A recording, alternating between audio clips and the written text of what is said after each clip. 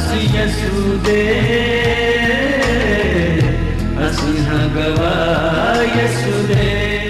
सभी को जय मसीह की स्वागत है आपका प्रोग्राम गवाह यीशु में।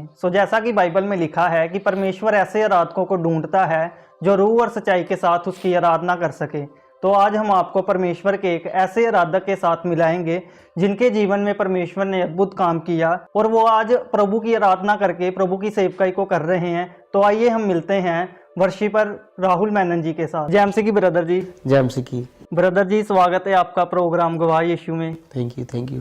ब्रदर जी, सबसे पहले आप दर्शकों को थोड़ा बताएं कि आप कहाँ के रहने वाले हैं और कहाँ पर सेवकाई कर रहे हैं। मेरा नाम वर्शिपर राहुल मेनन है और मैं गुरदासपुर का रहने वाला हूँ और मैं अपने पापा के साथ, मेरे पापा पास्टर हैं, उनके साथ सेवकाई करता हूँ। हमारी मिनिस्ट्री का नाम है मेहर मेनन मिनिस्ट्री और उसी में हम खुदावंद की महिमा करते हैं। तो ब्रदर जी, अक्सर हम देखते हैं जब कोई पर्सन मसीह में जन्म लेता है या प्रभु यीशु मसीह को पहले से जानता है तो उसकी लाइफ ज़रूरी नहीं है कि वो प्रभु यीशु मसीह को जानता है तो उसकी लाइफ जो है वो पवित्रताई में हो सकता है कि वो पाप में हो।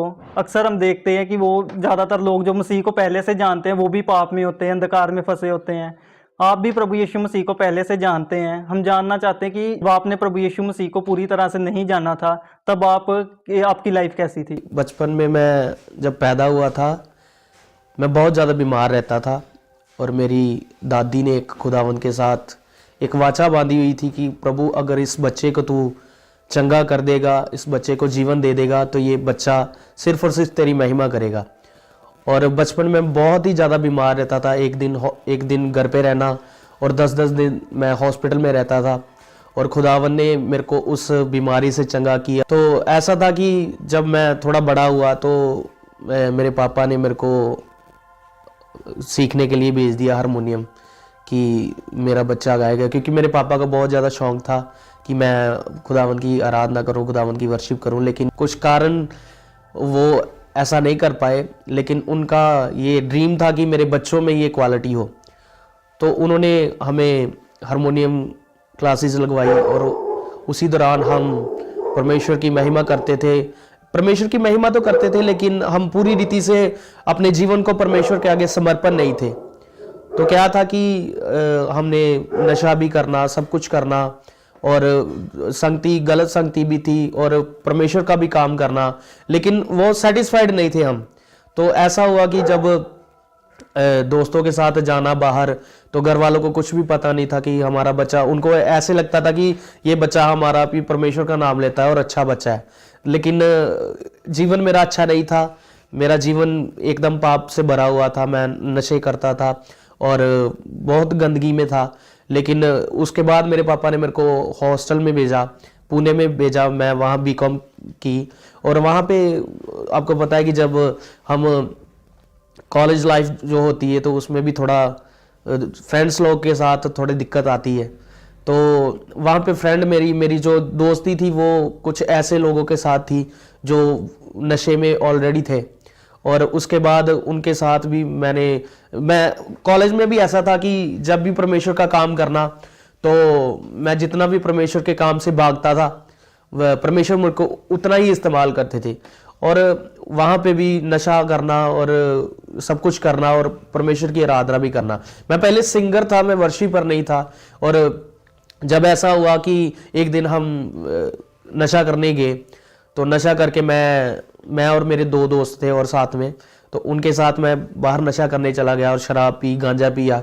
गांजा पीने के बाद मेरा जो नशा था वो डबल हो गया था और मेरे को कुछ भी समझ नहीं आ रहा था कि मेरे साथ क्या हो रहा है क्या नहीं हो रहा है। उसके बाद हम कैसे करके कॉलेज में आए।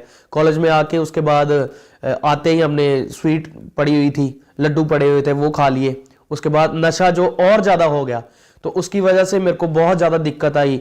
उसके बाद दिक्कत आने के बाद मैंने रात को 2 बजे से लेके सुबह 6 बजे तक मैं वॉमिटिंग करता रहा। और ऐसा हुआ कि जब वॉमिटिंग करता रहा तो मेरा अंदर से पूरा जो सारा खत्म हो चुका था वॉमिटिंग कर करके। तो उस दिन मैंने परमेश्वर से एक वाचा बांधी कि परमेश्वर अगर तू मेरे को आज का दिन ये दिखा देगा, आज का सूरज दिखा देगा, तो मैं आज के बाद ये कभी भी ये नशा, कभी भी ये लानत को अपनी जिंदगी में मैं एंटर नहीं करूंगा। तो ऐसा होता था कि मेरे को परमेश्वर का भी डर होता था, लेकिन मैं नशा करता था और मैं नशा करके परमेश्वर के भवन में नहीं जाता था, क्योंकि मेरे को परमेश्वर का भी डर था, क्योंकि पापा पास्टर थे, उन्होंने पहले सिखाया था ऐसे ऐसे कि चर्च में नशा नहीं करना, ये वो नहीं करना। और कभी भी मैंने नशा करके गाया नहीं, आराधना नहीं की, क्योंकि परमेश्वर सब कुछ देखता है। मेरे को डर भी था कि अगर मतलब हम नशा करके कुछ करेंगे तो परमेश्वर हमें कुछ करना दे, मतलब हमारी जिंदगी में कुछ ऐसा ना हो जाए कि कुछ दिक्कत ना आ जाए। तो जब भी चर्च जाना, पूरी साफ रीति से जाना, नहा धो के अच्छे ढंग से जाना, तो लोगों को लगना कि यार ये बच्चा जो है बहुत पवित्र है। लेकिन मेरे मन को पता था कि मैं अंदर से कैसा हूँ कैसा नहीं हूँ। और लोगों के सामने मेरी प्रोफाइल जो थी वो बहुत अच्छी थी, लेकिन मेरे को अंदर ही अंदर पता था कि मैं कैसा हूँ और कैसा क्या कर रहा हूँ। और उसके बाद आज ये टेस्टमनी सुन के मेरे घर वालों को भी पता चलेगा कि मैं नशे भी करता था, क्योंकि उनके सामने मैंने अपनी प्रोफाइल बहुत अच्छे से रखी थी कि मैं अच्छा बच्चा हूँ। लेकिन उनके सामने भी कभी मैंने नशा नहीं किया। मैंने दोस्तों के साथ ही बाहर जाना, उनके साथ ही गांजा पीना, दारू पीना, और बाहर से ही मतलब ऐसा होना कि जब ज़्यादा हो जाना फिर मैंने किसी दोस्त के घर में जाके सो जाना या किसी और के घर में जाके सो जाना। मैंने घर पे कभी नहीं जाता था। तो ऐसे करके मेरी लाइफ थी। तो ब्रदर जी, जैसा कि आपने बताया कि जो आपके पिताजी थे वो पास्टर थे, लेकिन आप फिर भी नशा करते थे। आप कैसे कॉलेज में जो आपकी लाइफ थी वो कैसी थी? फिर आपने प्रभु यीशु मसीह के बारे में पूरी तरह से कैसे जाना? आपको कैसे पता चला कि परमेश्वर ने आपको एक आराधक के रूप में चुना है? आप इसके बारे में थोड़ा बताएं। मेरी दादी ने भी पहले से ही परमेश्वर के साथ वाचा बांधी हुई थी कि ये बच्चा अगर जिएगा, ये बच्चा अगर ये प्रभु तू इसको जीवन दे देगा तो ये सिर्फ और सिर्फ तेरी महिमा करेगा। तो वो एक परमेश्वर के साथ जो मेरी दादी ने वाचा बांधी हुई थी उसका भी एक फल है। और ऐसा था कि जब परमेश्वर को मैंने कैसे जाना कि जब वो रात वाली बात है ना, जो मैंने बहुत ज़्यादा नशा किया और उसके बाद मैंने परमेश्वर से बोला कि परमेश्वर, मैं अगर तू मेरे को ये ज़िंदगी दे देगा, अगर तू मेरे को सूरज दिखा देगा आज का, तो मैं ये सब कुछ छोड़ दूंगा। उसके बाद मैंने सब कुछ छोड़ दिया। फिर उसके बाद घर पे आ गया मैं। घर पे आने के बाद क्या हुआ कि हम एक न्यू ईयर की मीटिंग थी पालमपुर में, वहाँ पे गए और वहाँ पे मैं गा रहा था और गाते गाते परमेश्वर के स्पर्श ने मेरे को छुआ। और ऐसा हुआ कि मेरे को ऐसा लगा कि किसी ने मेरे को छुआ है और मेरे कान में कुछ बोल रहा है। तो मैं अपनी आंखों को बंद करके मैंने वो चीज़ को सुना कि क्या हो क्या रहा है मेरे को, क्योंकि पहले मेरे को ये अनुभव नहीं था। पहले मेरे को परमेश्वर की आवाज़ कभी सुनाई नहीं देती, क्योंकि मैं दो चिती चाल चल रहा था। मैं नशे भी कर रहा था और आराधना भी कर रहा था, गीत भी गा रहा था, ये सब कुछ कर रहा था। और उस रात ऐसा हुआ कि मैंने अपने हृदय को तोड़ के परमेश्वर के सामने आराधना की। तो परमेश्वर ने ऐसा किया कि मेरे कान में आवाज आई परमेश्वर की कि जो कुछ मर्जी आए तूने कल के कल ही जो है बपतिस्मा लेना है। तो मैं एकदम हैरान हो गया कि ये कुछ कोई और तो नहीं बोल रहा। फिर मैंने आंखें बंद करके फिर मैंने पूरा ध्यान वर्शिप की ओर लगाया, वर्शिप की ओर ध्यान लगा के फिर मेरे कान में ऐसे आवाज आई कि जो मर्जी हो जाए तू कल के कल ही बपतिस्मा लेगा। तो मैं उस आवाज को सुना और उसके बाद जब मीटिंग खत्म हुई, जब आराधना खत्म हुई, तो पास्टर जी ने बोला कि अगर परमेश्वर की आत्मा ने आपको कुछ भी बोला है तो आप अपने विचार शेयर कर सकते हो। तो ऐसा हुआ कि जब सबने अपने अपने विचार शेयर किए कि हमें परमेश्वर ने ऐसे बोला है, हमें परमेश्वर ने ऐसा बोला है, तो उसके बाद मैंने भी अपनी बात बोली कि मेरे को परमेश्वर की आवाज़ ऐसे आई है तो मैंने कल के कल ही बपतिस्मा लेना है। तो पापा बोले कि मतलब 2 तारीख को सबको बपतिस्मा देना है, तो आप ऐसा करना कि उनके साथ ही बपतिस्मा ले लेना। मैंने उनको बोला कि मेरे को परमेश्वर की आवाज़ आई है, मैं उस आवाज़ को मतलब टाल नहीं सकता, मैं उस आवाज़ को सुनी है तो मैं वो आवाज़ पूरी करूँगा ही करूँगा। तो वो पापा ने इतना गौर नहीं किया। पापा बोले कि इतनी ठंड है, जनवरी का महीना है और इतनी ठंड है, ऊपर से पालमपुर आपको पता है बहुत ज़्यादा वहाँ पे ठंडी रहती है। तो पापा हम ऐसे अगले दिन घूमने चले गए, तो नदी के पास जाके तो मैंने पापा से बोला कि मैंने आज ही बपतिस्मा लेना है। तो पापा बोले कि तू जिद क्यों कर रहा है, चलो कल बपतिस्मा लेना है तो कल इनको भी देने तो तू भी इनके साथ ही ले लेना। मैंने बोला नहीं, मैंने आज ही लेना है। उसके बाद ऐसा हुआ कि पापा ने मेरे को बोला कि अच्छा बपतिस्मा लेना है, जा पहले पानी चेक करके आके पानी कैसा है। मैं जब पानी चेक करने गया तो पानी इतना ज़्यादा ठंडा, तो अंदर से मेरे विचार है यार ये बहुत ज़्यादा ठंडा है, बीमार ना हो जाऊँ, ये ना हो जाऊँ, वो ना हो। लेकिन परमेश्वर की आवाज़ मेरे को जो आई थी वो मैं अनसुनी नहीं कर सकता था। परमेश्वर ने मेरे को बोला था कि आज के आज ही लेना है, तो मैंने उसी दिन मैंने पापा को बोला कि कोई बात नहीं, आप बपतिस्मा दो। तो ऐसा हुआ कि जब मैंने पानी से बाहर आया तो पापा पानी के अंदर गए। पापा पानी के अंदर गए, उन्होंने प्रेयर की, पानी को शुद्ध किया। पानी के जब बपतिस्मा लेने के लिए मैं अंदर गया तो आप बिलीव करो कि वो जो पानी इतना ठंडा था, इतना मतलब पालमपुर आप शहर जानते हो और जनवरी 1 आप जानते हो कि बहुत ज़्यादा ठंडा पानी था। जब पापा ने प्रेयर किया तो जब मैं वापस बपतिस्मा लेने के लिए गया तो वो पानी ऐसे हो गया कि जैसे मतलब एक गर्म नहीं किया हुआ पानी, ऐसे पानी हो गया। तो मैं उस चीज़ को देख के, वो महसूस करके पानी को, तो मैं हैरान हो गया। तो मैंने उस दिन परमेश्वर के एक मिराकल को देखा कि हाँ, परमेश्वर जो कुछ बोलता है, जो कुछ करता है, वो अपने अनुसार ही करता है। हम कुछ भी कर लें, हमारी युक्तियां फेल हो जाती हैं, लेकिन परमेश्वर जो भी करता है वो सब कुछ अच्छा ही करता है। तो बपतिस्मा लिया तो मैंने सोचा कि चलो बपतिस्मा लेने के बाद बाहर आके तो मैंने सोचा भी चलो अभी पानी थोड़ा गर्म ही है तो मैं नहा लेता हूँ। जब मैं फिर से पानी के अंदर गया तो पानी फिर से उतना ठंडा।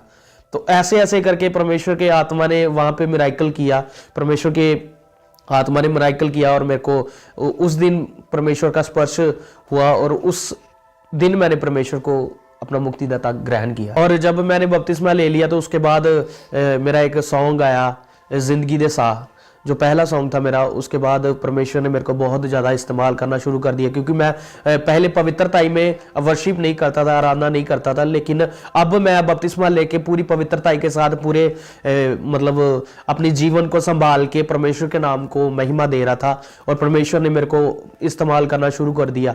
जब मैं वर्शिप पे जाना, लोगों ने काफ़ी अच्छा महसूस करना कि हाँ परमेश्वर आपके ऊपर परमेश्वर का हाथ है। आप जब भी वर्शिप करते हो तो हमारी जो डायरेक्ट जो है परमेश्वर के साथ वो इनकाउंटर हो जाता है। तो उस रीति से परमेश्वर ने मेरे को इस्तेमाल करना शुरू किया। फिर मैं बॉम्बे तक परमेश्वर की आराधना करके आया, कोल्हापुर, ये पुणे, मतलब सारी जगह परमेश्वर ने मेरे को बहुत ज़्यादा इस्तेमाल किया और परमेश्वर का मैं धन्यवाद करता। फिर उसके बाद और गीत आते गए, फिर परमेश्वर की आराधना में और ज़्यादा बढ़ते गए। और रिसेंटली एक गीत भी आया मेरा, गल्ला तेरियां, ब्रदर दीपक जॉनसन के साथ, मेरे उस्ताद जी हैं, उनके साथ एक सॉन्ग आया और परमेश्वर ने बहुत ताइद से उस सॉन्ग के द्वारा प्यार दिया और परमेश्वर के प्यार को मैं महसूस कर रहा हूँ। जब हम कहीं भी वर्शिप पे जाते हैं, आराधना करने जाते हैं, तो परमेश्वर का प्यार, परमेश्वर की जो मोहब्बत जो परमेश्वर ने उस जनवरी 1 को मेरे ऊपर बहाई थी, वो आज देखने को मिल रही है। और मैं धन्यवाद करता हूं कि 2020 के बाद परमेश्वर ने मेरी लाइफ को एकदम से चेंज कर दिया और 2020 के बाद मैं पूरी रीति से परमेश्वर का काम कर रहा हूं और पवित्रताई के साथ और पूरी लगन के साथ, पूरी कॉन्फिडेंस के साथ, परमेश्वर की दया के साथ, परमेश्वर की ग्रेस के साथ मैं परमेश्वर की आराधना कर रहा हूँ। तो ब्रदर जी, जैसा कि बाइबल में लिखा है कि परमेश्वर ऐसे आराधकों को ढूंढता है जो रूह और सच्चाई के साथ उसकी आराधना कर सके। आज बहुत से लोग हमें ऐसे देख रहे हैं जो परमेश्वर की आराधना तो करना चाहते हैं लेकिन उन्हें कोई गाइडेंस नहीं मिल रही, और वो बाइबल के अनुसार कैसे परमेश्वर की आराधना को कर सकते हैं, आप इसके बारे में थोड़ा बताएं। जब मैं परमेश्वर के साथ रिलेशन में नहीं था और दुनियादारी में था और ये सब कुछ कर रहा था, तो मेरे को भी कुछ भी पता नहीं था कि मैं कैसे आराधना करूं। गाता मैं शुरू से था, लेकिन मेरे को भी पता नहीं था कि मैं कैसे आराधना करूं, क्या नहीं करूं। तो ऐसा है कि जब हम परमेश्वर के उसके वचन में लिखा हुआ कि तू मेरे और एक कदम आ, मैं तेरी और 10 कदम आऊंगा। जब हम एक कदम परमेश्वर की ओर बढ़ाते हैं तो परमेश्वर हमें इस्तेमाल करना शुरू करते हैं और प्रभु हमें सिखाते हैं कि हम कैसे आराधना कर सके। तो ब्रदर जी, हम अक्सर देखते हैं कि जब कोई पर्सन सेवकाई में उतरता है, खास तौर पर वो जब ग्राउंड लेवल पर रहकर सेवकाई को करता है, तो उसकी लाइफ में दुख परेशानी आ जाती है। इस पर क्या होता है कि कुछ लोग क्विट कर जाते हैं, वो प्रभु यीशु मसीह को छोड़ देते हैं। हम जानना चाहते हैं कभी आपकी लाइफ में कभी ऐसी कोई दुख परेशानी आई हो जब आपको लगा हो कि नहीं, मुझे प्रभु यीशु मसीह को छोड़ देना चाहिए। एक बार मेरे को कोल्हापुर से कॉल आया कि ब्रदर हम आपको इनवाइट करना चाहते हैं वर्शिप के लिए, तो आप आओ। तो तभी मैं कॉलेज में था, तो मेरे पास कॉलेज में इतने पैसे भी नहीं थे, मेरे पास सिर्फ जाने के लिए ही मतलब किराया था। तो मैं अपने दोस्तों के साथ जो मेरे साथ मेरे ग्रुप में थे, मैंने उन्हें बोला कि हमें कोल्हापुर से कॉल आया वर्शिप के लिए, तो हम जाना है। तो वो बोले कि कोई बात नहीं, चले जाएंगे। मैंने उनसे पूछा पैसे कितने, बोला मेरे पास तो पैसे कुछ भी नहीं है, चले जाएंगे साथ तेरे, तू अगर रेंट दे देगा, बस का रेंट दे देगा, ये वो दे देगा। तो मेरे पास सिर्फ 1200 रुपया था उस टाइम, मेरे को पता है, याद है मेरे को, सिर्फ 1200 रुपया था और 400 रुपया पुणे से कोल्हापुर का रेंट था बस का। तो मैं 3 बंदे थे हम, एक मेरे साथ ढोलक वाला था और एक मेरे साथ गाता था। तो मैंने उसको बोला कि यार कैसे होगा, तो मैंने परमेश्वर से बोला कि प्रभु तेरे काम के लिए जाना है तो कैसे जाएं। तो मैंने कुछ नहीं सोचा, मैंने उनको बोला कि चलो चलते। मेरे पास सिर्फ 1200 रुपये था। तो हम चले गए, बस का रेंट दिया और बस का रेंट दे के हम बस स्टैंड तक जाने के लिए हमारे पास पैसे थे सिर्फ, आगे कोई लेने वाला नहीं था, कोई कुछ नहीं था।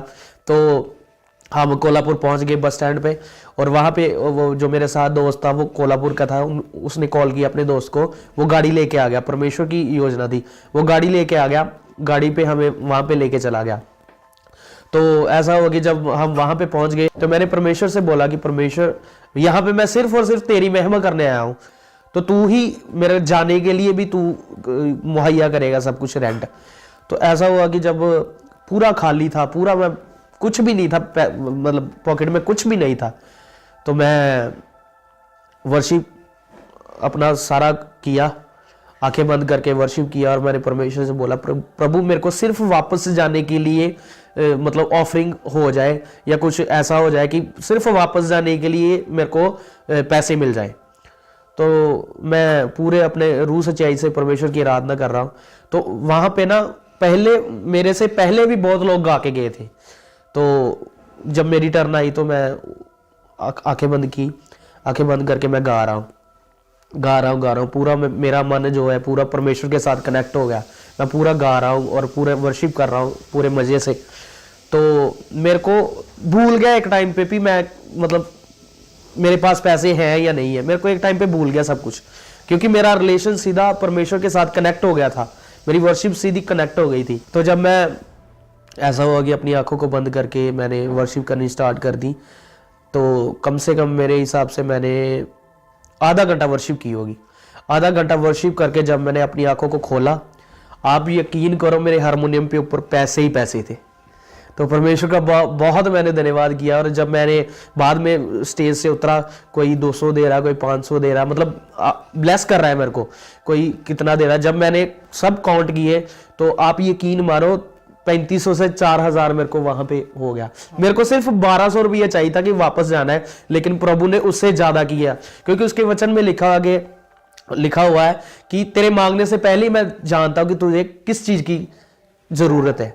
तो वो परमेश्वर ने उस टाइम को, उस कंडीशन को अपने हाथों में लेके वो सब कुछ मुहैया किया। उस परमेश्वर का मैं धन्यवाद करता हूँ। सो ब्रदर जी, अभी रिसेंटली आपका सॉन्ग आया है ब्रदर दीपक जॉनसन जी के साथ, गल्लां विचों गल निकली। हम चाहते हैं कि आप थोड़ा दर्शकों के लिए वो सॉन्ग गाएं।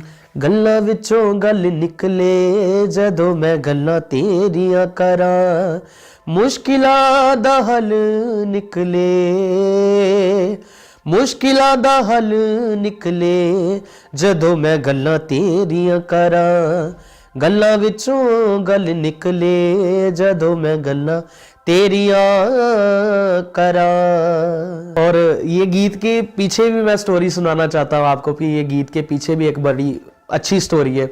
मैंने उस्ताद जी को, दीपक जॉनसन जी को पहले बोलता रहा कि मैंने उस्ताद जी आपके साथ एक ड्यूट सॉन्ग करना है। तो उस्ताद जी, आपको पता है कि उस्ताद जी बहुत ज़्यादा ब्लेस हैं पहले से ही, उनको टाइम का थोड़ा शॉर्टेज था। तो मैंने बोला कि उस्ताद जी हमने गीत करना है, तो वो बोलते थे हाँ कोई नहीं करेंगे, जल्दी करेंगे। और आपको मैं बताना चाहता हूँ कि इतनी जल्दी हुआ हमारा सॉन्ग कि 2 साल लग गए उसको इतनी जल्दी हमारा सॉन्ग हुआ। तो परमेश्वर की प्लानिंग है, वो वचन में लिखा हुआ है ना कि लेट आए ग्रेट आए। तो वो प्रभु का धन्यवाद कि लेट आया लेकिन ग्रेट आया। और मैं अचानक ही पास्टर अमानत जी जो बहुत ही अच्छे राइटर हैं उनके पास गया और ये गीत उन्होंने बताया कि ये ऐसे 3-4 गीत बताए कि ये गीत मेरे पास पड़े हुए हैं। तो मैंने बोला कि ये वाला गीत चाहिए। तो वो बोले कि ये तो मैंने गीत पहले ऑलरेडी किसी को दे दिया हुआ। तो मैंने पास्टर जी से कहा कि पास्टर जी मेरे को यही गीत चाहिए। तो बोले कि चलो कोई बात नहीं, आप फर्स्ट टाइम मेरे पास आए हो तो मैं आपको ये गीत दे देता हूँ। तो मैंने उस्ताद जी दीपक जॉनसन जी को भी सुनाया गीत कि उस्ताद जी ऐसा गीत है तो कैसे करना है। तो बोले कि अच्छा है गीत, करेंगे, हम यही करेंगे। तो उसके बाद ये गीत किया, शूट किया अच्छे से और परमेश्वर के नाम को महिमा मिले। और ये गीत आप आज सुन रहे हो और परमेश्वर ने इस गीत को आज ट्रेंडिंग पे चल रहा है और सारी महिमा सारी ग्लोरी सिर्फ उस परमेश्वर के नाम को देते हैं। तो ब्रदर जी, जो लोग अभी हमें देख रहे हैं, जो पाप में फंसे हैं, जो नशे में फंसे हुए हैं, हो सकता है कि वो मसीह घराने में जन्म तो उन्होंने लिया हो लेकिन उनकी लाइफ जो है वो अभी भी पाप में हो। आप ऐसे लोगों को क्या मैसेज देना चाहते हैं? ये दुनियादारी एक दिन व्यर्थ हो जाएगी, सब कुछ व्यर्थ हो जाएगा। परमेश्वर के कलाम में भी लिखा व्यर्थों के व्यर्थ, सब कुछ व्यर्थ है, लेकिन उसका नाम जो है वो सदा तीकर है। जब हम परमेश्वर के नाम को फैलाते हैं, परमेश्वर के नाम में चलते हैं, तो परमेश्वर हमें दुनियादारी की सारी चीज़ें और स्वर्ग की भी सारी चीज़ें वो मुहैया करता है। और मैं धन्यवाद करता हूँ परमेश्वर का कि परमेश्वर ने मेरे लिए ये सब कुछ मुहैया किया है, तो आप लोगों के लिए भी ये सब कुछ मुहैया कर सकता है। वो ऐसा परमेश्वर है। जब हम पाप में थे, परमेश्वर ने उस पाप से निकाल के अपनी महिमा के लिए इस्तेमाल करे। और मैं विश्वास करता हूँ कि जैसे मेरे को प्रभु ने अपनी महिमा के लिए इस्तेमाल कर रहे हैं, और वैसे ही ये जो लोग देख रहे हैं, जो भी मेरे भाई बहन देख रहे हैं, उनको भी खुदावंद अपनी महिमा के लिए इस्तेमाल करेंगे। मेरा विश्वास यही है। तो ब्रदर जी, हम आपका धन्यवाद करते हैं, पूरी गवाह यीशु की टीम आपका धन्यवाद करती है कि आपने अपना कीमती समय निकाला और अपनी गवाही को हमारे साथ शेयर किया। हमारी ये आशा रहेगी कि आप ऐसे ही प्रभु की महिमा के लिए नए नए वर्शिप सॉन्ग लाते रहेंगे। सबसे पहले मैं परमेश्वर का धन्यवाद देता हूँ और गवाह यीशु की टीम का धन्यवाद देता हूँ कि इन्होंने मेरे को इनवाइट किया अपनी टेस्टमनी शेयर करने के लिए। खुदावंद इन सबको बहुत ज़्यादा आशीष दे और ये गवाह यीशु का चैनल जिन जिन तक अभी तक नहीं पहुंचा उन तक भी पहुंचे, और ये टेस्टमनी के वसीले खुदावंद आप सबको बड़ी ज़्यादा आशीष और बरकत दे। खुदावंद आपको बहुत ज़्यादा इस्तेमाल करे। मेरी ये होप है, मेरा ये विश्वास है कि आपका ये चैनल दुनिया के शोर तक पहुंचे और रूहें बच जाए यीशु मसीह के सामर्थी नाम से। जय मसीह की ब्रदर जी। जय मसीह की। तो अभी आपने वर्शिपर राहुल मेनन जी की टेस्टमनी को सुना। जैसा कि आपने सुना कैसे इन्होंने परमेश्वर की एक आवाज़ को सुनकर ही बैप्टिज्म लिया। मेरा विश्वास है इस गवाही को सुनने के बाद परमेश्वर आपके जीवन में काम ज़रूर करेगा। सभी को जय मसीह की।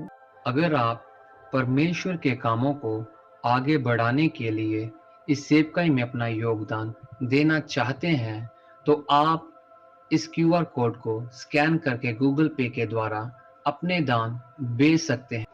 अगर आप विदेश से अपने दान भेजकर परमेश्वर के कामों को बढ़ाना चाहते हैं, तो आप इस बैंक डिटेल्स का इस्तेमाल करके अपने दान भेज सकते हैं। परमेश्वर आपको आशीष दे। तो मेरे प्रिय भाई बहनों, अभी आपने एक बहुत बड़ी अद्भुत गवाही को सुना। तो मेरा विश्वास है परमेश्वर इस गवाही के द्वारा आपके जीवनों में 100 गुना फलों को लेकर आएगा। आप इस टेस्टमनी को अपने दोस्तों के साथ, फैमिली मेंबर्स के साथ शेयर ज़रूर करें ताकि वो भी जान सके कि परमेश्वर कैसे लोगों के जीवन में काम कर रहा है। मेरा विश्वास है परमेश्वर इस गवाही को सुनने के बाद आपके जीवनों को सेम नहीं रहने देगा। आप हमारे चैनल गवाह यीशु को सब्सक्राइब कर लें ताकि आने वाले दिनों में आप परमेश्वर के और गवाहों के साथ मिल सके। अगर आप भी अपनी टेस्टमनी हमारे साथ शेयर करना चाहते हैं तो नीचे आपको एक ईमेल आईडी दिखाई दे रही होगी। आप उस ईमेल पर अपनी डिटेल शेयर कर दें, हम आपके साथ कांटेक्ट ज़रूर करेंगे। मेरा विश्वास है परमेश्वर आपके जीवनों को सेम नहीं रहने देगा। God bless you all. सभी को जय मसीह की। गवाह यीशु दे।